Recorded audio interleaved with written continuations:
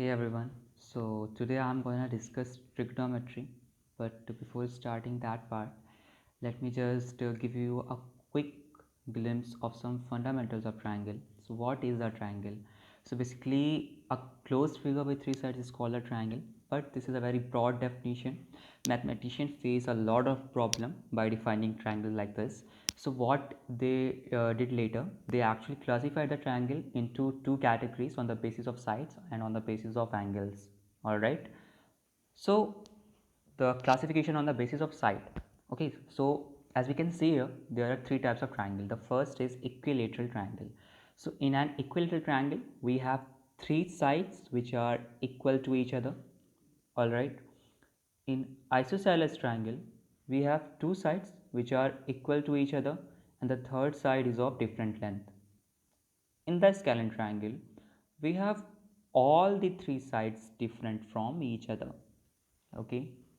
Now, if we come to the classification of triangles on the basis of angle, then the first is acute angled triangle. So in an acute angled triangle, we have all the three angles of the triangle less than 90 degree. Okay. So these three angles will be less than 90 degree.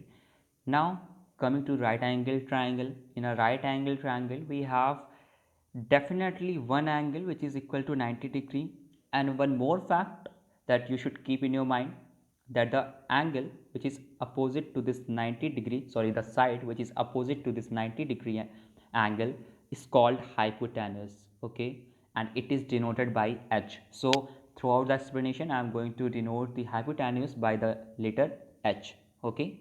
Now, so coming to the third type of triangle, which is obtuse angled triangle. So in an obtuse angled triangle, we have one angle which is greater than 90 degree, and you can clearly see here that one angle is greater than 90 degree. One more thing, the other two angles cannot be greater than 90 degree. Okay, because the angle sum property says that the angle of all the sum of all the angles of a triangle is equal to 180 degree, and we have already 120 degree here. Okay, that just keep that fact in your mind. Okay, now what is trigonometry? So trigonometry is a Greek word in which tri means three, all right, gon means sides, and metron means measure. Okay, so trigonometry is actually a branch of mathematics that provide relation between the sides and angles of a triangle.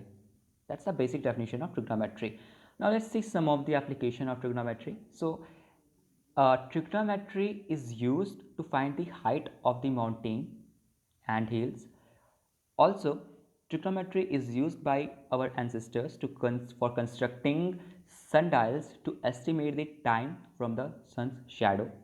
And in today's science, trigonometry is widely used in space science and in in cosmology, in astronomy. So there are so many uses of trigonometry in our day-to-day life. Okay, and also satellites used the concepts of trigonometry. Okay, now so let me introduce you with trigonometric ratios. So trigonometric ratios are actually the ratios of two different sides of a triangle. Okay, and this symbol theta is actually is a angle, is an like a symbol of angle.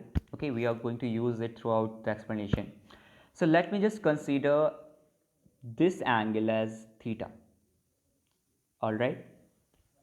Now, as I have considered this angle theta, the side which is opposite to this angle is AB. But before going to that part, let me tell you one thing, okay, which is the most important thing, that the side which is opposite to the angle 90 degree, as you can see here, so this side, this opposite side AC will be our hypotenuse, and as I told you earlier that I am going to denote it by H, so I am just writing H here. All right. Okay. Now, so we have this angle theta. The side which is opposite to this angle theta is AB, and in trigonometry, the side which is opposite to angle theta is called as perpendicular. So AB is perpendicular, and to make it easy to note, like to mention here, I am just considering the letter P for perpendicular. Okay, so P for perpendicular. So the length of AB is P. Okay, the length of AC is H. Now what about BC? So see, angle theta has two adjacent side. One is AC, which we already know that it is hypotenuse. The another adjacent side is BC. So this BC is actually base for angle theta.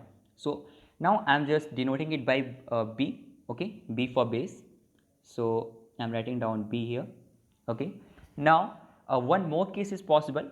Okay, I am just giving you uh, that glimpse also. So suppose if we consider theta here. Okay, now uh, hypotenuse will remain the same, hypotenuse will not change. Okay, because it is the side opposite to angle 90 degree, and angle 90 degree is constant. Okay, now the side which is opposite to angle theta here is now BC. So basically BC will become perpendicular. Now we can denote BC by P, and the side other than hypotenuse which is adjacent to theta is AB. So AB will become our base, and it is denoted by B. Okay, so let me consider angle C as theta. So because that will be more convenient here. So this is theta, this is H, this is perpendicular, this is base. All right. Now, okay. So basically now let me define this term sine theta. So sine theta is actually the ratio of perpendicular and hypotenuse. Okay. So I can write it like this: P upon H. Okay. Now we can see that we have another term cosec theta. So what is cosec theta? It is actually the inverse of sine theta. Okay, so you can say if we just reverse the ratio P by H, then we get cosec theta. So I can write cosec theta like this: H by P.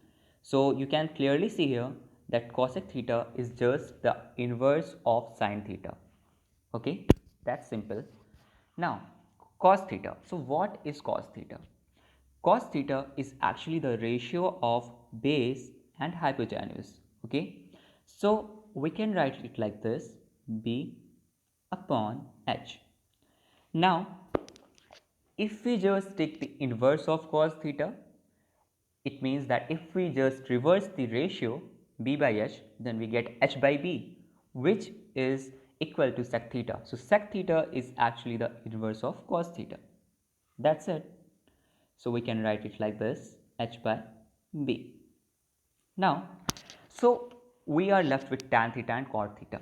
So there are two ways to define tan theta. First way is to directly say that tan theta is equal to P by B, which is the ratio of perpendicular and base. The another way of defining tan theta is to take the ratio of sin theta upon cos theta. So we can write tan theta is equal to sin theta upon cos theta. All right, which will ultimately give us P by B. All right, so we can write it like this, and now so tan theta will become P by B. And just like the other ratios, as we have already mentioned, the inverse of tan theta will be cot theta. So I will just reverse the ratio here, so it will become B by P. So actually all the ratio or all the terms on the right side, cos theta, sec theta and cot theta, they are just the inverse of all the terms on the right side, that is sin theta, cos theta and tan theta. Okay, so this is the basic of trigonometry, very basic of trigonometry, and without knowing this ratios, it is not possible to actually move on further. So thank you.